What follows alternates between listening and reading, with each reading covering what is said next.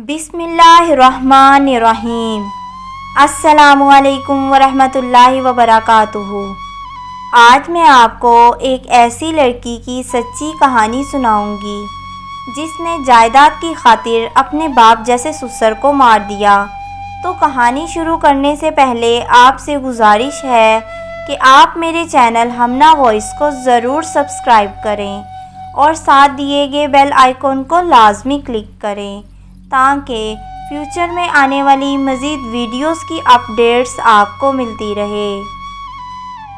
ایک لڑکی جس کا نام ثانیہ تھا۔ ثانیہ اپنے سسر فہیم اور اپنی نند لبنہ کے ساتھ رہتی تھی۔ ثانیہ کی شادی کو ابھی 1 سال ہی ہوا تھا کہ ثانیہ کا شوہر اچانک سے ہی انتقال کر گیا۔ یہ صدمہ ثانیہ کی ساس برداشت نہ کر سکی تو وہ بھی اس دنیا سے چل بسی۔ ثانیہ کے سسر کی اپنی 3 رائس ملز، 4 مکان اور 3 دکانیں تھیں۔ جس گھر میں وہ رہائش پذیر تھے وہ بھی 2 کنال سے کم نہیں تھا۔ ماشاءاللہ اللہ پاک نے انہیں اپنی سب نعمتوں سے نوازا تھا تو گھر کا گزر بسر اچھے سے ہی چل رہا تھا۔ ثانیہ کی نند ابھی یونیورسٹی میں پڑھائی کر رہی تھی۔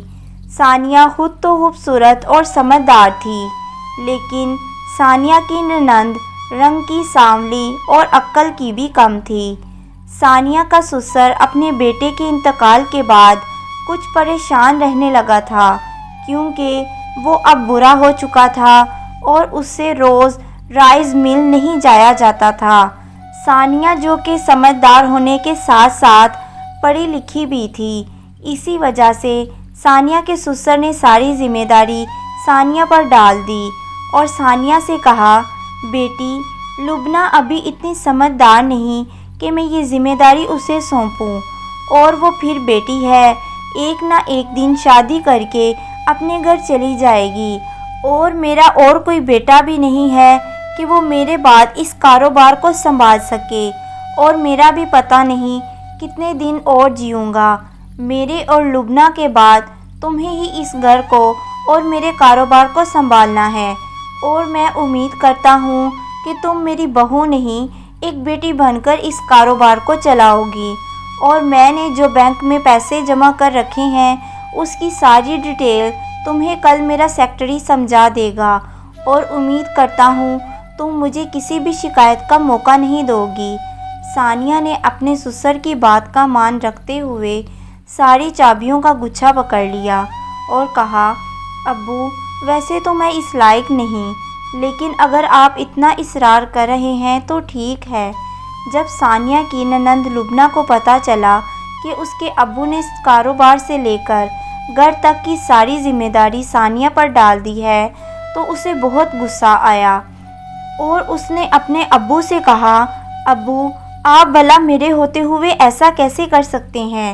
بھابھی غریب گھرانے سے ہیں، اگر اس نے لالچ میں آ کر کچھ ایسا ویسا کر لیا تو، اور اب مجھے جب بھی پیسوں کی ضرورت ہوگی مجھے ان کے آگے فقیروں کی طرح ہاتھ پھیلانے ہوں گے۔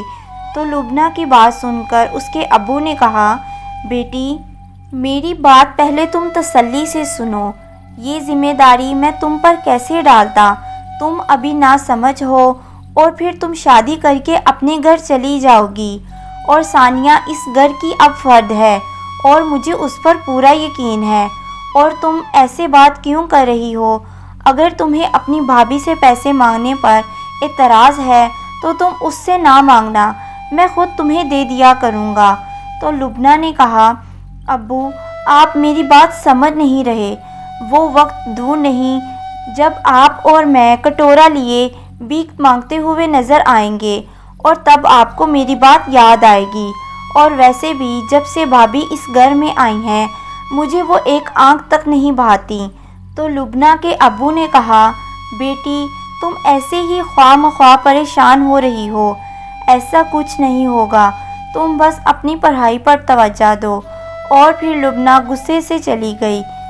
چند دنوں کے بعد ثانیہ کے سسر نے اپنے سیکرٹری افضل کو گھر بلایا اور اپنی بہو ثانیہ سے ملوایا۔ افضل ثانیہ کو دیکھ کر بہت خوش ہوا اور اسے کام کرنے کا سارا طریقہ کار سمجھایا اور کہا، امید کرتا ہوں ثانیہ آپ کو میرے ساتھ کام کر کے اچھا لگے گا۔ اور ثانیہ نے کہا، جی ضرور افضل۔ افضل بھی بہت خوبصورت اور سمجھدار لڑکا تھا۔ وہ ثانیہ کے سسر کے ساتھ کئی سالوں سے کام کر رہا تھا اور ثانیہ کے سسر کو بھی افضل پر پورا اعتماد تھا، لیکن انسان کی نیت اور ذہن بدلنے پر وقت نہیں لگتا۔ جب شیطان انسان کے ذہن پر قبضہ کر لے تو کم انسان ہی ایسے ہوں گے جو اپنے دل کی سنتے ہوں گے۔ 3 سال تک تو ثانیہ اور افضل فہیم کا کام پوری ایمانداری سے کرتے رہے اور اسی دوران ثانیہ اور افضل کو ایک دوسرے سے محبت ہو گئی۔ ثانیہ کاروبار کے ساتھ ساتھ گھر کی بھی ذمہ داری اچھے سے پوری کر رہی تھی، لیکن ثانیہ جب بھی کچھ اچھا کرنے کی سوچتی تو لبنہ اسے بات کرنے کا موقع ہاتھ سے نہیں جانے دیتی تھی، کیونکہ لبنہ کو محسوس ہوتا تھا کہ ثانیہ اگر اس کے لیے کچھ بھی کر رہی ہے یا اسے کچھ کہتی ہے تو وہ اس پر احسان کرتی ہے اور اسے طنز کرتی ہے، لیکن ثانیہ نے کبھی بھی لبنہ کے بارے میں کچھ ایسا نہیں سوچا تھا۔ ایک دن لبنہ کالج سے گھر آئی تو ثانیہ نے لبنہ سے کہا، لبنہ تم جلدی سے فریش ہو جاؤ، میں تمہارے اور ابو کے لیے کھانا لا دیتی ہوں۔ تو لبنہ نے غصے سے ثانیہ کو کہا، بھابی آپ تو بس رہنے ہی دیں، آپ ابو کے سامنے زیادہ اچھی بننے کی کوشش نہ کیا کریں، کیونکہ آپ کی میٹھی میٹھی باتوں کا مجھ پر کوئی اثر نہیں ہونے والا، مجھے پتہ ہے یہ آپ کس لیے کر رہی ہیں۔ تو لبنہ کے ابو نے کہا، بیٹی تم کیا بات کر رہی ہو، اور ثانیہ نے تمہیں ایسا کیا کہہ دیا جو تم اس کے ساتھ اتنے غصے سے بول رہی ہو؟ تو لبنہ بولی، ابو آپ کو ویسے بھی کچھ نظر نہیں آنا، کیونکہ بھابی نے آپ کی آنکھوں پر تو دکھاوے کی پٹی باندھ رکھی ہے، لیکن میں انہیں ان کے مقصد میں کامیاب نہیں ہونے دوں گی۔ تو ثانیہ نے جب لبنہ کی بات سنی تو کہا، لبنہ تمہیں پتہ نہیں کیا ہو گیا ہے، ابو دیکھیں نا آپ، میں اس کے ساتھ جتنی مرضی بھی پیار سے بات کروں یہ مجھے ہمیشہ الٹا ہی جواب دیتی ہے، اور لبنہ کس مقصد کی بات کر رہی ہے؟ میں تو اسے ہمیشہ اپنی چھوٹی بہن کی طرح ہی سمجھتی ہوں۔ تو ثانیہ کے سسر نے لبنہ سے کہا، بیٹی تم کمرے میں چلی جاؤ، پتہ نہیں تمہیں کون ایسی باتیں سکھاتا ہے۔ تو لبنہ پھو پھو کرتی ہوئی اپنے کمرے میں چلی گئی۔ ثانیہ کو لبنہ کی باتوں کا اب غصہ لگنے لگا تھا، کیونکہ وہ لبنہ کے روز روز کے لڑائی جھگڑوں سے تنگ آ چکی تھی۔ چند دنوں کے بعد افضل کام کے سلسلے میں ثانیہ کے گھر آیا اور ثانیہ اپنے کمرے میں کوئی پراپرٹیز کے کاغذات دیکھ رہی تھی۔ جب افضل کو لگا کہ شاید گھر میں کوئی نہیں ہے تو وہ سیدھا ثانیہ کے کمرے میں چلا گیا اور کمرے میں جا کر ثانیہ کا ہاتھ تھام لیا اور کہا، ثانیہ میری جان، ہم کب شادی کریں گے؟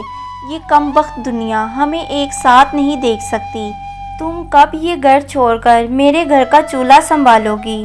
تو ثانیہ نے کہا، افضل تم اتنی جلد بازی نہ کرو، پہلے اس برے شخص سے ساری جائیداد اپنے نام کروا لوں، پھر میں تم سے شادی کروں گی۔ تو افضل نے کہا، ثانیہ وہ کیسے؟ تو ثانیہ نے کہا، یہ جو کاغذات میرے ہاتھ میں ہیں یہ اس برے شخص کی موت اور زندگی کے کاغذات ہیں، اور آج میں بینک کے کاغذات پر دستخط کروانے کے ساتھ ساتھ ان پر بھی دستخط کروا لوں گی، پھر دیکھنا میں اس برے شخص کو اور اس کی بیٹی کو کیسے اس گھر سے نکالتی ہوں۔ تو افضل نے کہا، ثانیہ تم یہ غلط کر رہی ہو۔ تو ثانیہ نے کہا، جان یہ میں تمہارے لیے ہی تو کر رہی ہوں، تم ایسے ہی پریشان ہو گئے ہو، اور ویسے بھی میں اس برے شخص کی غلامی کر کر کے اور اس کی بیٹی کے روز لڑائی جھگڑوں سے تنگ آ گئی ہوں۔ یہ سب میں تمہارے لیے اور اپنے فیوچر کے لیے ہی تو کر رہی ہوں، ویسے بھی اتنی جائیداد کو وہ برا اپنے پاس رکھ کے کیا کرے گا، اور کیا تم اس کام میں میرا ساتھ دو گے؟ تو افضل جو کہ ثانیہ سے بہت پیار کرتا تھا وہ ثانیہ کا ساتھ دینے کے لیے تیار ہو گیا۔ ثانیہ کا سسر جو کہ کمرے سے باہر کھڑا افضل اور ثانیہ کی ساری باتیں سن رہا تھا۔ وہ سیدھا ثانیہ کے کمرے میں آ گیا اور غصے سے اونچی اونچی بولنے لگا، اچھا تو ثانیہ، تم میری ناک کے نیچے یہ گل کھلا رہی ہو اور مجھے دھوکہ دے کر جائیداد کے کاغذات پر مجھ سے دستخط کروا کر یہاں سے بھاگ جانے کا منصوبہ بنا رہی ہو۔ میں نے تم پر بہت یقین کیا، تم میرے بیٹے کی بیوہ تھی۔ میں نے یہ سوچ کر اپنا سب کچھ اسی لیے تمہارے حوالے کیا تاکہ تم یہ نہ سوچو کہ اب اس گھر میں تمہاری عزت نہیں۔ مجھے کتنی دفعہ لبنہ نے کہا، لیکن میں اسے نہ سمجھ کہہ کر ہر بار اس کی بات کو ٹال دیتا تھا۔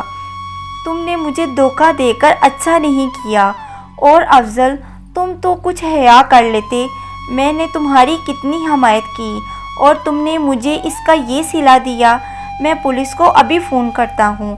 جب ثانیہ نے اپنے سسر کے منہ سے یہ بات سنی تو وہ ان سے معافی مانگنے لگی، لیکن فہیم اسے معاف کرنے کو تیار نہیں تھا۔ اس نے ثانیہ سے کہا، ثانیہ، سانپ کو جتنا مرضی دودھ پلا دو، وہ زہر اگلنا کبھی نہیں چھوڑتا۔ میں نے ایک دفعہ اپنی بیٹی پر نا یقین کر کے غلطی کی ہے، اب دوبارہ ایسا نہیں کروں گا۔ تو پھر ثانیہ کو سمجھ نہیں آیا کہ وہ کیا کرے۔ اس نے میز پر رکھی چھری پکڑ کر فوراً اپنے باپ جیسے سسر کو مار دی، اور فہیم موقع پر ہی اللہ کو پیارا ہو گیا۔ جب لبنہ نے ثانیہ کے کمرے سے آنے والی آوازیں سنی تو وہ بھی وہاں آ گئی اور اپنے ابو کو خون میں لت پت دیکھ کر شور مچانے لگی تو افضل نے کسی بھاری چیز سے لبنہ کے سر پر وار کیا۔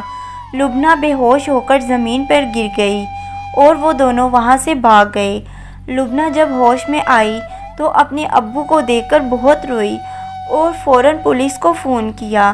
جب پولیس وہاں آئی تو لبنہ نے ساری بات انہیں بتا دی۔ لبنہ کو پولیس والے ہاسپٹل لے گئے اور اس کے سر پر پٹی کروائی اور پھر ثانیہ اور افضل کی تلاش شروع کر دی۔ چند دنوں کے بعد ثانیہ اور افضل دونوں پولیس کی گرفت میں تھے اور ثانیہ نے اپنے جرم کو مانتے ہوئے کہا، میں لبنہ کے روز روز کے طعنوں سے تنگ آ گئی تھی اور میرے سسر کو افضل اور میری محبت کے بارے میں پتہ چل گیا تھا، اسی لیے میں یہ قدم اٹھانے پر مجبور ہو گئی تھی۔ افضل بھی ثانیہ کے ساتھ اس کام میں برابر کا شریک تھا، اسی لیے اسے بھی قانون نے سزائے موت ہی سنائی۔ بھلا ثانیہ اور افضل کو ایسا کرنے سے کیا ملا؟ ان کا اپنا بھی کوئی گھر نہیں رہا اور انہوں نے لبنہ کے سر سے بھی باپ کا سایہ چھین لیا۔ کیا ثانیہ نے جو کیا وہ ٹھیک تھا؟ آپ بھی اس کہانی کے بارے میں اپنی رائے کمنٹ میں ضرور بتائیے گا۔